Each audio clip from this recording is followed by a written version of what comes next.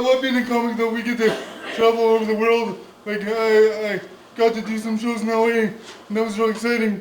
But here's the thing about LA is I'm spastic, and my left hand, well, I don't even know what the it's doing right now. And I was really excited to be in LA and threw my arms up in the air, and I was like, yeah, I'm in LA. I'm a Canadian comic. I'm finally gonna make it. And then I started getting more. I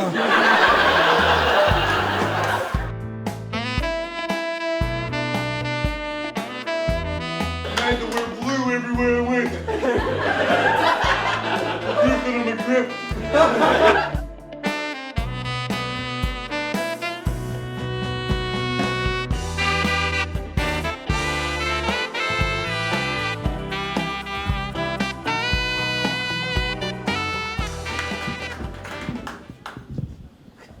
Yeah, keep it going!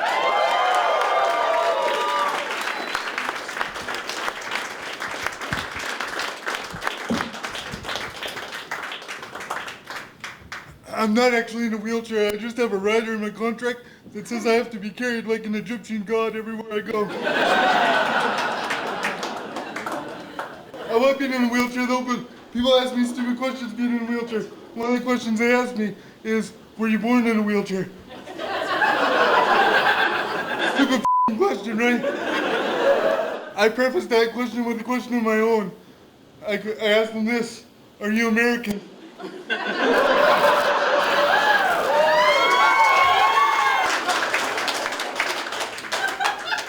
People always ask me what it's like to be in a wheelchair, or what I think about because I'm always sitting. I'm gonna explain to you guys right now because you seem to want to know.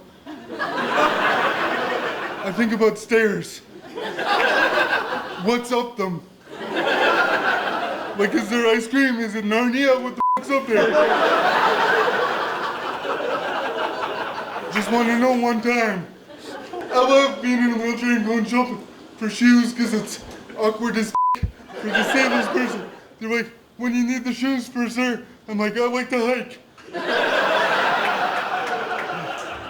I need the ankle support. I feel like every time you pull me up, I'm doing a shitty contemporary dance.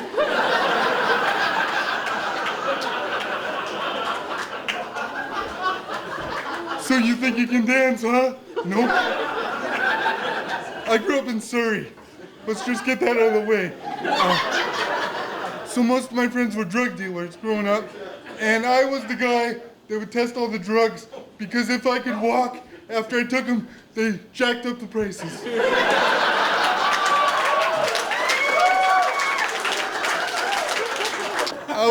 I love doing comedy though. Comedy's awesome. One of my favorite things to do in comedy is I hang out with my grandma before the show, and I get a lot of inspiration from my grandma. And the reason why is she's 84 years old, and we both have our medical marijuana cards.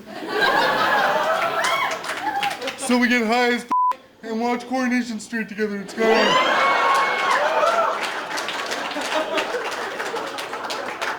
My grandma's my biggest fan, and she wants to come to the show, but unfortunately we don't do them at 3 o'clock in the afternoon. She goes to bed by 5, so she always wants me to take pictures of my show. Every show I do, I have to take like a photo, like a selfie, but I need help, so it turns into a helpie. It's nice.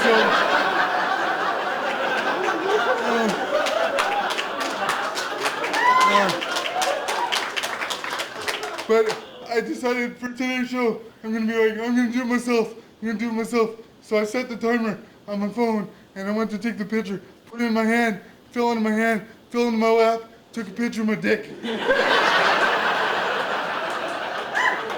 I sent the dick pic to my grandma. Looks like I'm gonna be written out of the will now, but you should have seen the picture she sent back.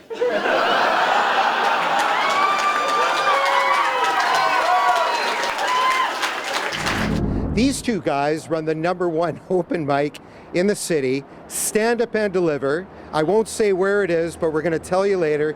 Say hello to my good friends Ed Konya and Sam Tonning. Guys, welcome to the show. Thanks, Hey. Scotty. Thank you Yeah, very good to much. be here. Yeah, Thanks for coming. that's perfect. Yeah, Scotty Aceman, everybody. Now, these two guys, I want to explore a little bit of technicalities with them.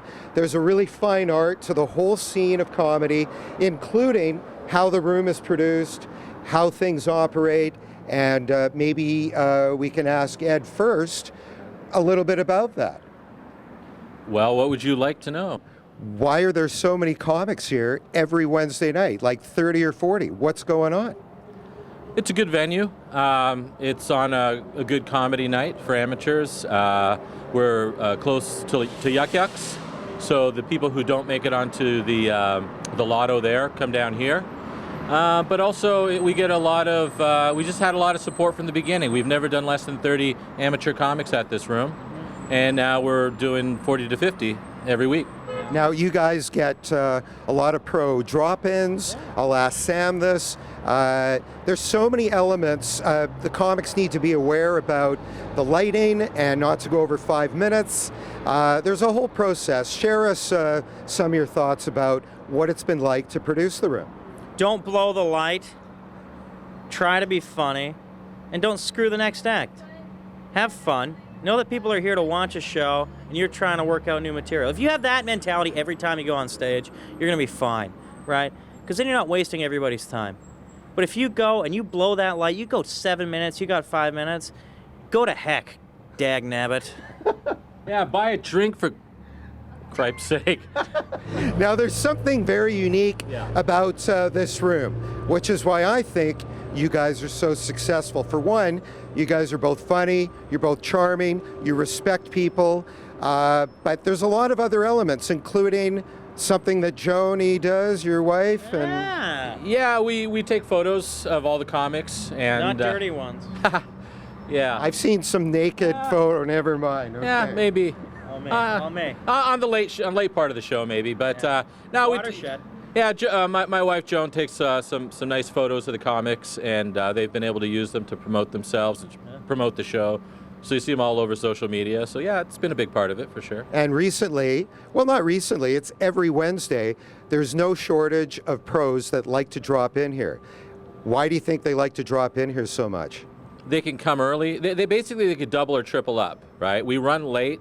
We start early, we run late. So they can do a set before they go off to the comedy mix, or off to Yuck Yucks, or Corduroy, or they can come back after the show's done and do a set. So, you know, it works out either way. So. I'm going to step in on that. Yeah. I think the reason why I like, pros and very experienced people like to come down is the fact that when they come down here, they can rely on people actually paying attention. There's a crowd, it's not just your little hole in the wall open mic that has nobody. We actually get people down to watch the show, and it's 5 hours long, goddammit, right? Like, people aren't staying the whole time, so you get the pick of when they want to go up, and we're honored to have them. So thank you, yeah. That's very cool. Now, there's also a rule in most stand-up comedy, whether it's amateur, open mics, almost globally universal, that it's capped 3 to 5 minutes. That seems to work. What are your comments about that, Ed? Yeah, I mean, we have to get a lot of comics up. I mean, do the math. 5 minutes times 40, that's a long time. What is that? It's 200 minutes. Right. Yeah. Sam is the mathematician of the two of us. Yeah. So it's a long time. Yeah. So the show goes past midnight, close to 1 so Regularly. Regularly, It goes till yeah. 1 o'clock in the Yeah. morning.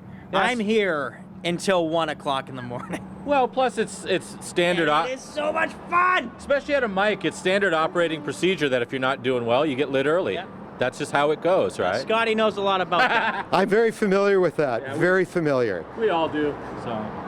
Okay, now, finally, before we let you guys go, Yeah. Sam's off to Yucks. I gotta go to Yucks. Ed's running the room for a bit. What are your handles? What do you want people to know about you guys personally? I don't know. I mean, I think it's more about this room, Like Sam and I have invested a Absolutely. lot of time and effort into this Yeah. room. We run multiple comedy shows out of this room. We appreciate all the support we've gotten so far, but, this is a genuine Vancouver comedy venue. And that's what we want people to know. That's Stand fantastic. up and deliver. That's right. That's it. Everything's based out of that. This is a great room for comedy. Every Wednesday we're here, and it's the core of everything. And I mean, we run different shows, different places, but as far as this place is considered, that's the bread and butter. Every Wednesday, 40 plus comics. That's it. All right, boys, you guys rock. Ed, thank you, sir. Sam, I missed that. That's okay. two white guys trying to do something very uncool.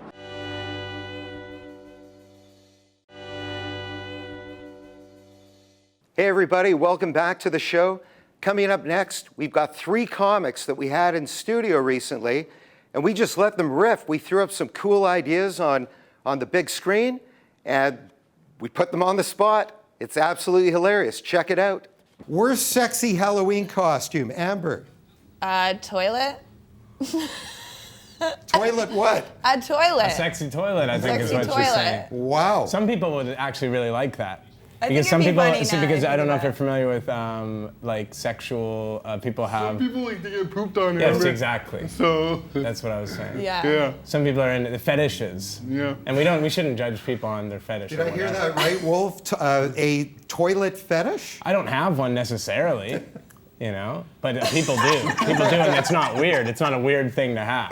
To think it's to want to do stuff with toilets. I suppose not. Now, Ryan, I know that you have some Halloween costume ideas. Yeah, most of them involve cardboard horses that people put around my wheelchair, and they're really shitty. I can't say shitty. I just said it again. It's going south. What about superheroes? Everybody wants me to dress up like Xavier. I'm like, I get it. I'm in a wheelchair. and I would say something else, but I want to keep it on the show. So You'd say the S word. yeah, I would. All right, what about the next one? What else have I we didn't got? get to say a sexy Halloween costume. Oh, weird recent dream. Oh. That I was on a weird cable access show. Wait, this is reality. Drugs are amazing. I love actually it. did have a weird recent dream where I was like I kept there's this person chasing after me, and it was this big, huge guy, and it was like an amalgamation of all these things in my life, and it was chasing me, and I couldn't run. My legs were getting caught, and it was like I was in quicksand, and then I was chasing me, and it was going to grab me, and I was saying, no, stop, please stop, and then it just, yeah, I don't know, I think I have a lot of things that I'm dealing with. All right, next. Oh my God, my favorite topic, hipsters. You mean Amber? This guy is Jeffrey. What is this guy? This guy's like he's like that. What's that guy who died? Greg Giraldo. Hipsters. I'm like He's Greg a Giraldo? Yeah, no, this guy. He's roasting yeah. people like he's a deceased Actually, comedian. Maybe kind of I think Ryan looks like a you guys both have beards. Yeah. You guys are hipsters. Yeah, so that's what it takes, a beard? I don't know. Oh, you seem to be really in touch with what a hipster is. I don't think there's anything hip about that. I mean, I would say pointing to my jeans being skinny would be the one that you'd want to go to. I am trying to be more like this and be more cool and hip and get on, because a lot of the things I say on stage, people say is not very hip. They say it's not hip to say things, to point out if there's an African American gentleman in the front row, and to point out some things that are different between us and him. Apparently that's not hip anymore, so I'm trying to dress a little cooler now. Why are you looking at me like that? See, anytime there's comedians that are on the show, it's a little bit different. They don't really understand. They're usually PC. Amber, you're not going to take this from him, are you? Well, I don't really take him seriously. Like, he doesn't get in on any of the shows. He's that banned in I the do. Right now I don't, and it's because of attitudes like this. And it is cool though. It is cool. I will say it is cool that this is cool to be on like a show that has so many different, like we have a disabled comic, a female comic, and then a regular comic. A regular, cool. unsuccessful comic. Well, whatever for now. Oh. Amber, your body's best My feature. bodies? Oh, I hate this question. I don't want to answer it. Does this come up a lot for you? I guess it's my brain, guys. Whoa. Yeah. Sexy and smart. How about you, Ryan? It's my wheelchair. It's not even me. That's a funny It's my wheelchair. And Wolf, I can almost guess what your body's My best body's best feature is. feature is my dick. That's a trait of it. And you take your dick out for a walk every day? No, I'm not gross with His it. It's just dick. one, I gotta be honest. It's larger than regular, it's nice, well shaped, and keep it in good order. Oh, guys, that was absolutely hilarious. How about Wolf Thomas? His best feature? Yeah, his penis. We'll be right back after this.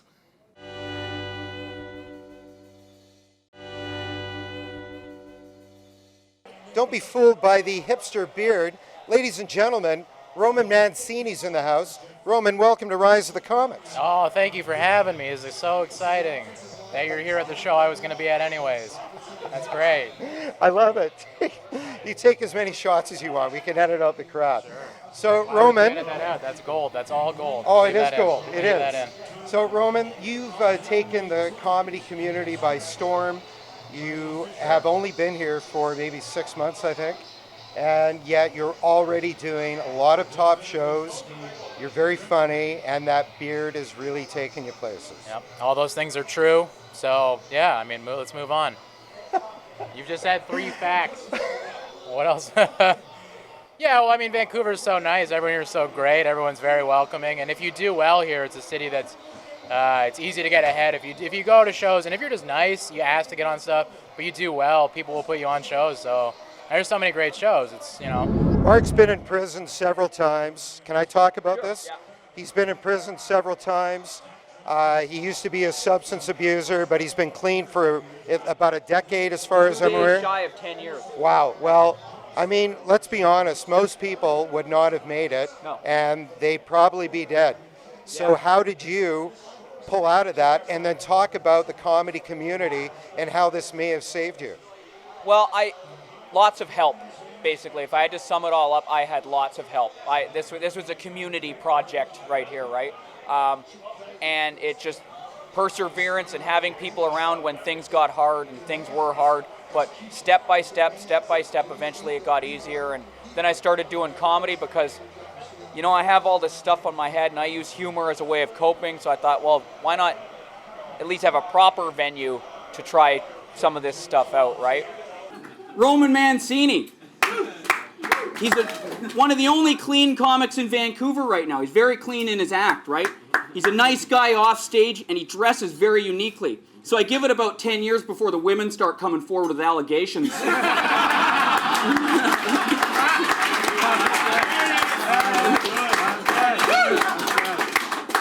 right. Now the star of the show. Mark O'Keefe looks like the type of guy who would bring a woman out on a date to a movie and start cheering at the rape scene.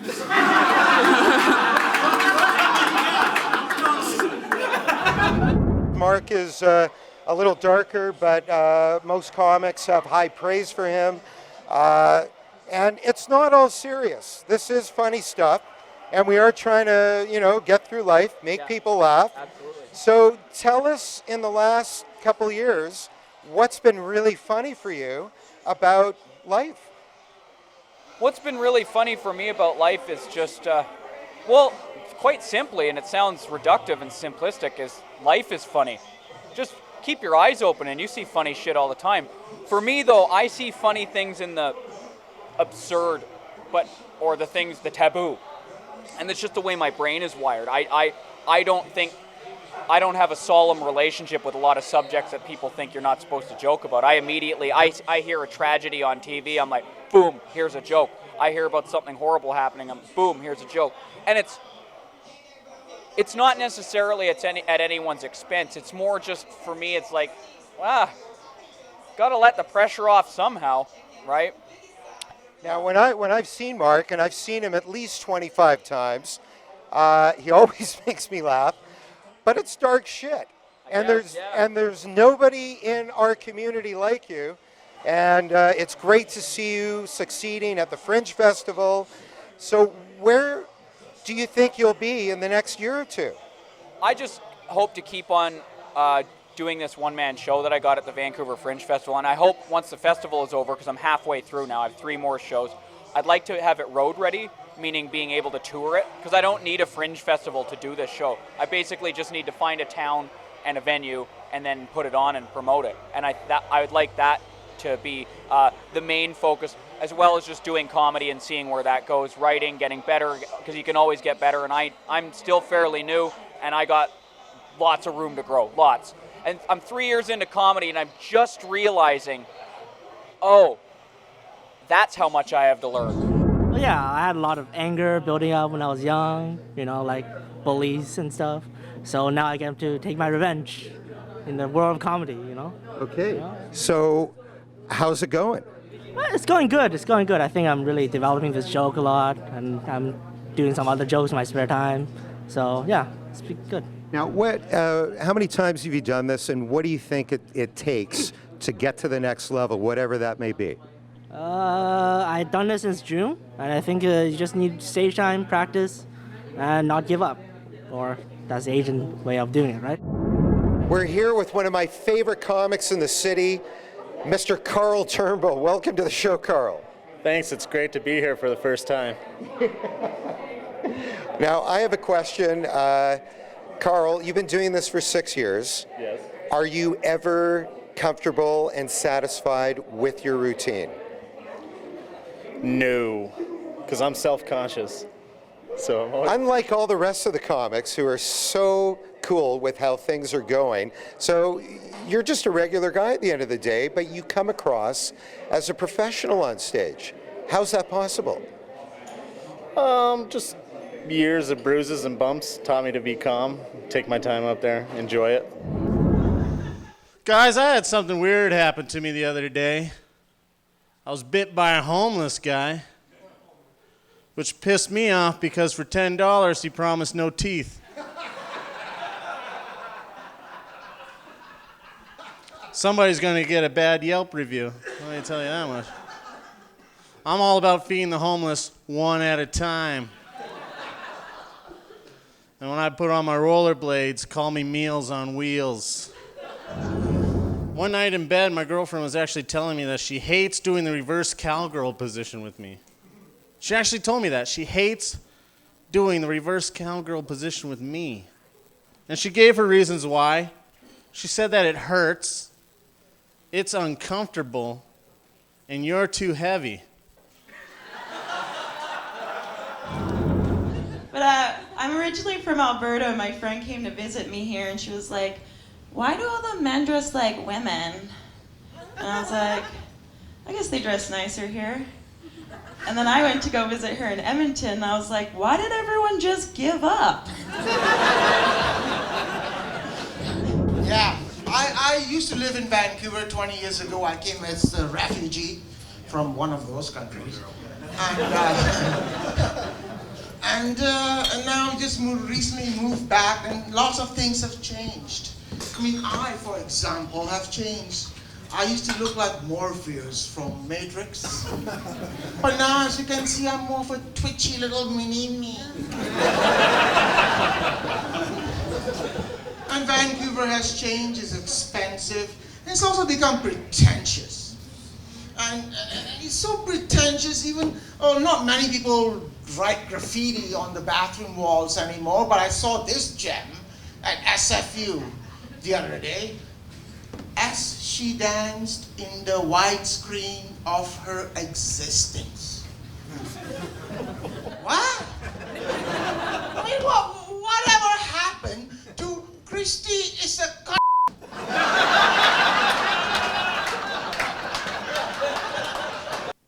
Okay, so that's the show for today. Guys, thank you so much for watching. We're having a great time doing the show. Like us on Facebook, subscribe to our channel on YouTube, and get out, enjoy some live comedy. I'm Scotty Aceman. We'll see you next time on Rise of the Comics.